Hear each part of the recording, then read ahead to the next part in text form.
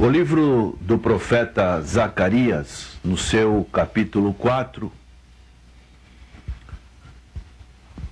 ele nos fala de palavras proféticas a respeito de um personagem chamado Zorobabel.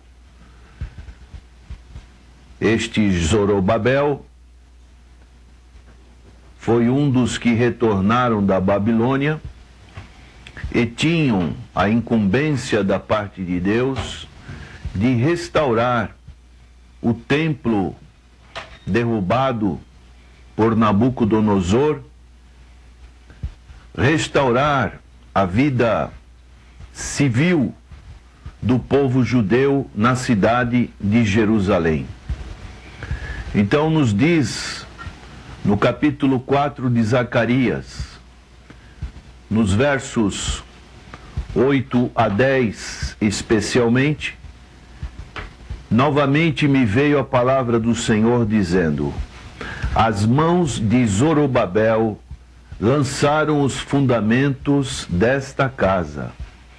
Elas mesmas a acabarão, para que saibais que o Senhor dos Exércitos é quem me enviou a vós outros. Pois quem despreza o dia dos humildes começos, esse alegrar-se-á vendo o prumo na mão de Zorobabel. Aqueles 7 olhos são os olhos do Senhor que percorrem toda a terra. Dessa maneira, o povo que retornou com Zorobabel viam o templo novamente ser erguido, mas muitos anciãos se lembravam da formosura e da majestade que era o templo construído por Salomão. Este novo templo não tinha a mesma majestade, a mesma riqueza do antigo templo. E dessa maneira muitos desprezavam essa nova construção. E assim seria fácil desanimar diante dos parcos resultados e progresso. Encontramos o povo de Judá desencorajado na ocasião do lançamento dos alicerces do segundo templo, bem como na reconstrução do templo nos dias de outro profeta chamado Ageu. E este versículo, ele tem esse tema, que nos lembra que não devemos julgar a obra de Deus pelos padrões humanos. A pergunta que fazemos hoje: você também é um dos que desprezam o dia dos humildes começos? Muitos, infelizmente, desprezam as coisas iniciais da obra do Senhor. Muitos olham com desdém e em seus pensamentos fazem a seguinte formulação: isso não vai dar certo, isso não vai funcionar. E assim criam um desânimo geral naqueles que estão querendo fazer alguma obra para o Senhor. E aqui nós encontramos este princípio que Deus, ele tem um modo de trabalhar. Deus não começa as suas grandes obras de uma maneira com muitas pessoas, mas Deus começa a sua obra com, às vezes, uma pessoa, como foi no caso de Abraão. Abraão foi chamado e Deus deu a promessa para ele que ele seria pai de uma grande nação. Ele que já era avançado em idade, sua mulher estéril, mas Deus realizou o milagre e da sua vida nasceu Isaque. e sucessivamente toda a nação de Israel veio por um homem apenas. Daí nós vemos a maneira de Deus trabalhar. Assim, o poder divino é exibido de modo mais pleno. Assim, a fé é exercida e destinada a ensinar muitas lições. Nós podemos aprender na palavra do Senhor, sempre, como vemos também no início da igreja primitiva, quando apenas 120 pessoas estavam confiantes nas promessas do Senhor Jesus. Ficai em Jerusalém até que do alto sejais revestidos de poder. E o Evangelho chegou até nós através daquelas 120 pessoas que permaneceram fiéis ao Senhor. Não se ausentaram, não perderam o seu foco nessas promessas e continuaram a realizar a obra do Senhor. E assim, em Atos capítulo 11, quando chegaram à cidade de Antioquia da Síria, eles foram reconhecidos pela primeira vez como cristãos, que significa pequenos cristos.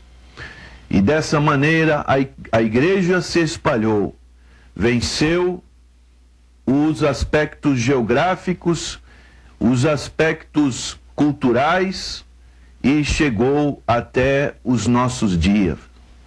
Por que deveriam os homens desprezar aquilo que Deus ordena? Então os homens demonstram seu desprezo de várias maneiras. Fingem ter compaixão por tais fraquezas. Nós encontramos um exemplo no caso de Neemias, quando Neemias se dispôs a retornar para Jerusalém, a reconstruir os muros da cidade que estavam derribados, e um certo personagem chamado Sambalate, ele, juntamente com os seus amigos, viram aqueles judeus reconstruindo o muro e ficaram indignados e começaram a escarnecer dos judeus. E diz no capítulo 4 de Neemias, verso 2: então falou na presença de seus irmãos e do exército de Samaria e disse: que fazem estes fracos judeus? Permite-se-lhes isso? Sacrificarão? Darão cabo da obra num só dia? Renascerão acaso dos montões de pó as pedras que foram queimadas? Assim, esses personagens estavam escarnecendo dos judeus. E hoje também, infelizmente, muitos escarnecem daqueles que estão fazendo a obra do Senhor.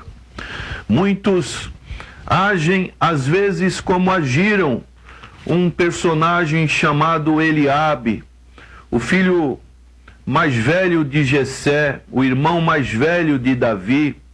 Quando Davi foi levar comida para os seus irmãos que estavam no acampamento de Israel, aonde o exército de Israel estava sendo desafiado por um filisteu chamado Golias, um grande gigante, e Davi se aproximou, procurou saber o que estava acontecendo.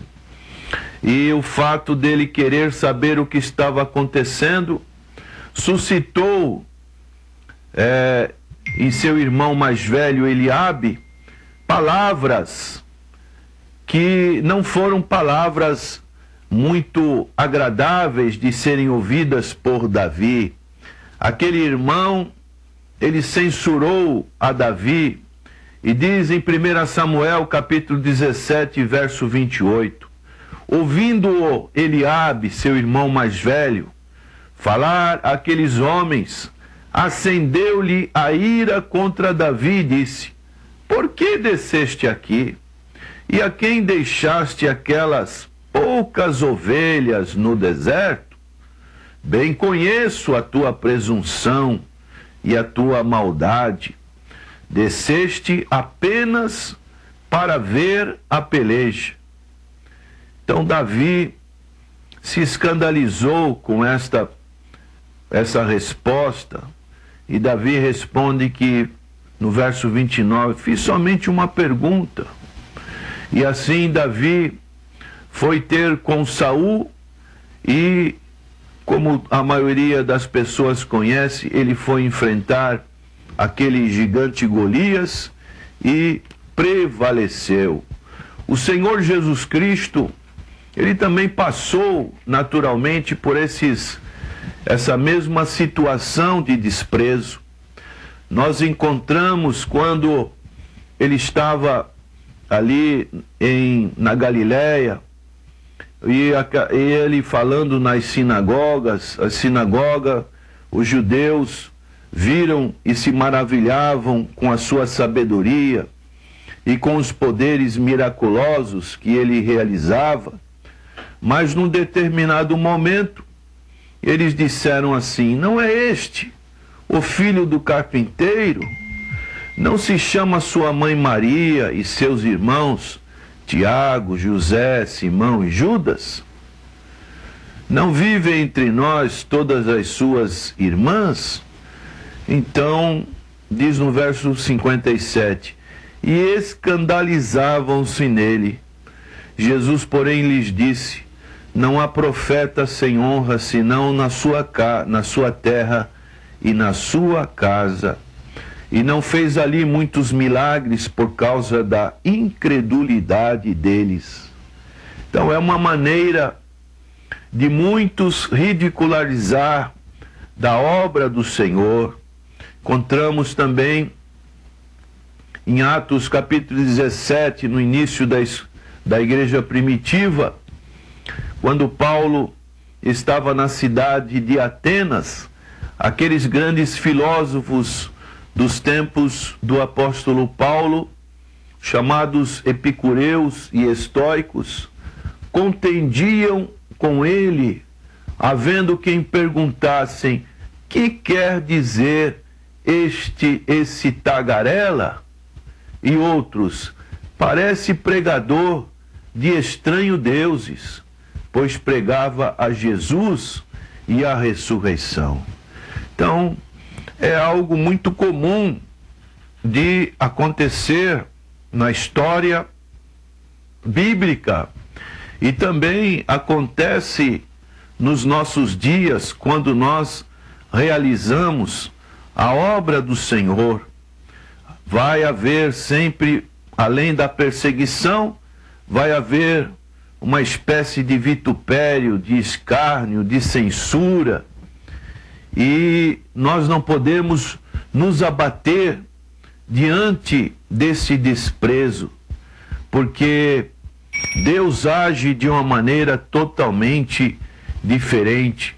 Ninguém na vida espiritual já nasce uma espécie de um homem, uma mulher madura, um gigante na fé, mas todos nós nascemos como verdadeiras criancinhas. Nascemos de novo, precisamos do leite espiritual que vai nos alimentando, precisamos conhecer as doutrinas básicas, fundamentais da fé cristã, e assim nós vamos adquirindo este conhecimento da pessoa bendita de nosso Senhor e Salvador Jesus Cristo. E Deus vai nos dando experiências, e com as experiências, como diz em Romanos capítulo 5, as provas, Deus vai nos aperfeiçoando, e assim nós vamos crescendo na graça e no conhecimento do Senhor Jesus Cristo.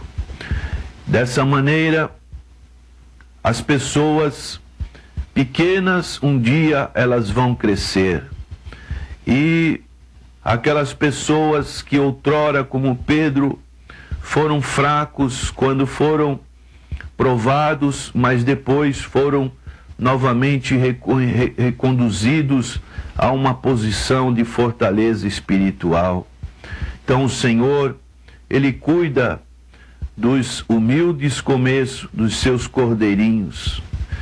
Aqueles que desprezam o dia dos humildes começos, eles em si mesmos, com certeza, deixarão de observar e nutrir pensamentos e sentimentos que os levariam a Cristo. Então, você deve observar a si mesmo como você está vivendo. A salvação pode vir por meios comuns ou mediante seus atuais conhecimentos e emoções. Esses são pequenos demais em sua estima. Anelam muitas das vezes por sinais e maravilhas. Não fique toda hora pensando nisso, mas busque conhecer o Senhor Jesus Cristo. E dessa maneira vocês vão estar crescendo na fé e no conhecimento de nosso Senhor e Salvador Jesus Cristo. Nós precisamos ser esperançosos. Os pastores devem ser esperançosos, estar atento aos sinais graciosos, e somos mais propensos a estar com ardente esperanças de que um dia muitos daqueles que estão entre nós estarão assumindo posições de responsabilidades no reino de Deus. Se você é pai ou mãe, avô ou avó, também espere o florescimento da graça em seus filhos, e assim os sinais da vida espiritual estarão latentes em seus filhos, para que eles possam também crescer como pessoas maduras na vida espiritual. Aqueles que ganham almas para o Senhor Jesus Cristo devem se alegrar ao haver o primeiro fruto que nasce da vida daqueles que são evangelizados, e assim essas vidas florescerão quando serem nutridas com a palavra do Senhor. Que o Senhor possa estar nos dando essa certeza de que nas pequenas coisas o Senhor pode realizar grandes obras, e a sua obra prosperar e atingir os corações de muitos perdidos que estão vivendo em nossos dias. Que o Senhor nos dê força, que o Senhor nos encoraje, para que prossigamos nesse trabalho tão especial, tão abundante, como diz em 1 Coríntios capítulo 15, verso 58. Sede firmes e constantes, sempre abundantes na obra do Senhor, sabendo que a vossa obra não é vã no Senhor. Então o Senhor, Ele é abundante, Ele faz prosperar a sua obra. E isso realmente é algo maravilhoso, algo que podemos sentir, podemos viver. Então a nossa alegria de saber que um dia, lá atrás, começamos pequenininho, quase que insignificante, mas o Senhor operou através de nós e tem nos dado essa retribuição desse trabalho. Que Deus possa te abençoar, que Deus possa te dar esse entendimento, e assim, por menor que seja o seu trabalho, faça com dedicação, porque é feito para o Senhor. Vamos orar. Senhor nosso Deus e nosso eterno Pai, suplicamos na ação do Teu Santo Espírito Que o Senhor comece com uma fagulha de fé no coração deste ouvinte que está vivendo longe do Senhor. Que o Senhor possa acender esta fé e seja apenas uma fé pequena, mas que seja algo que vai ser concluído com o novo nascimento. Também oramos por aqueles que estão fazendo e não fazem a tua obra. Ajuda essas vidas a fazer alguma coisa em retribuição ao muito que o Senhor tem nos oferecido, que é esta grande salvação, que é o perdão dos nossos pecados e uma nova vida em Cristo Jesus. Abra o entendimento, Senhor, e que esses corações estejam esperando o momento do Senhor agir. Dessa maneira, o Senhor há de realizar aquilo que está no teu propósito. Agradecemos pela tua palavra, em nome do Senhor Jesus. Amém.